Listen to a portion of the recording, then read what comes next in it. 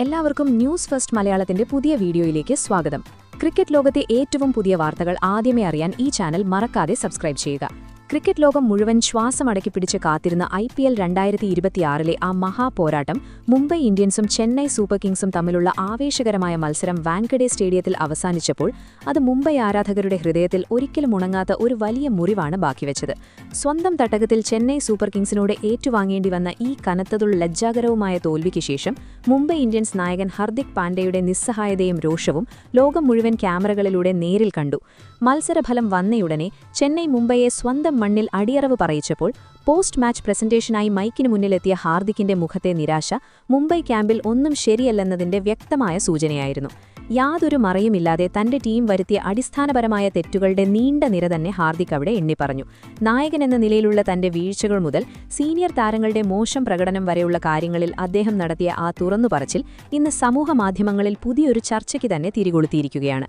എന്നാൽ ഈ ദേഷ്യത്തിനും നിരാശയ്ക്കുമിടയിൽ ചെന്നൈയുടെ വിജയശില്പിയായ സഞ്ജു സാംസണിന്റെ പുറത്താകാതെ നേടിയ 101 റൺസിന്റെ ചരിത്രപരവും മാന്ത്രികവുമായ ഇന്നിംഗ്സിനെക്കുറിച്ച് ഹർദിക് പറഞ്ഞ വാക്കുകൾ എല്ലാവരുടെയും ഹൃദയം കീഴടക്കി.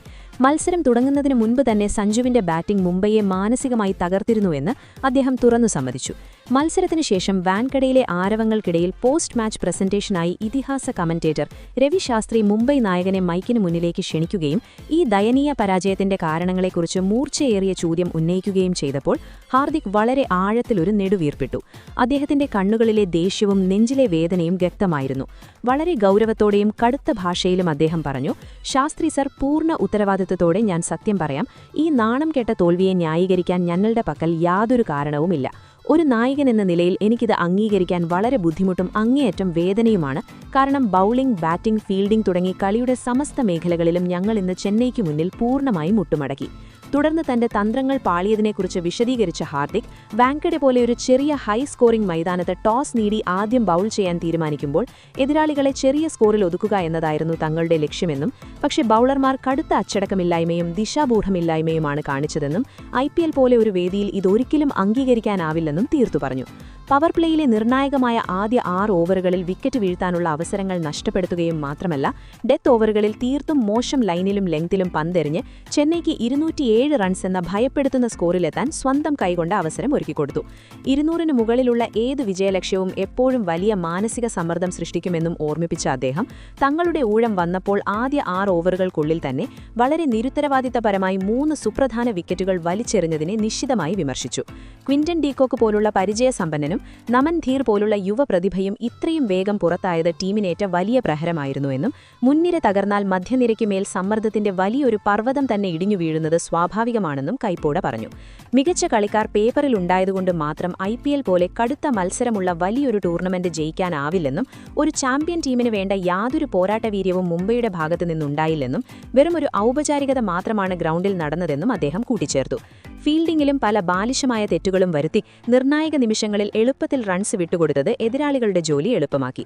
ഒരു യഥാർത്ഥ നേതാവിനെ പോലെ തന്റെ സ്വന്തം വീഴ്ചകളും മറച്ചുവെക്കാതിരുന്ന ഹാർദിക് ഒരു സീനിയർ ബൌളർ എന്ന നിലയിൽ തന്റെ സ്വന്തം ബൌളിംഗുമെന്ന് ഒട്ടും മൂർച്ചയുള്ളതായിരുന്നില്ലെന്നും താൻ സ്വയം കണ്ണാടിയിൽ നോക്കേണ്ടതുണ്ടെന്നും തുറന്നു സമ്മതിച്ചു.